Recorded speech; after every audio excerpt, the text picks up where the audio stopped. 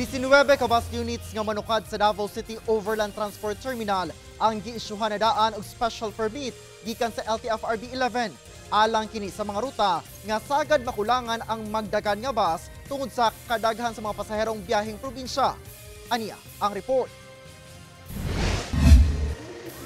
Nangunay si LTFRB 11 Regional Director Nonito Llanos III sa pag-inspeksyon sa roadworthiness ug papeles sa bus units nga nanukad sa Davao City Overland Transport Terminal.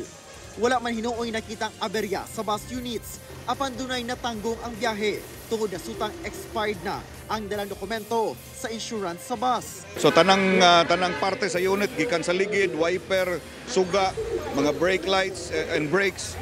And not only that, ato pong inspeksyonon ng mga papeles sa mga mga bus units to make sure nga legal ang tanan nilang gibitbit nga mga dokumento gikan sa LTFRB, ilang insurance gikan sa LTO to make sure nga ilang biyahe legal.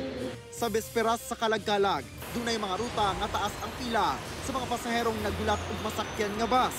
Busa ang LTFRB nag-issue og 19 ka special permits aron dugang bus nga mudagan sa mga ruta nga namatikdan nga kulang ang bus sa kadaghan og pasahero. Kadaghanan anay sir paingon og west no, paingon southwest no, paingon og Kidapawan, Arakan and also Davao Occidental. We have a few going north.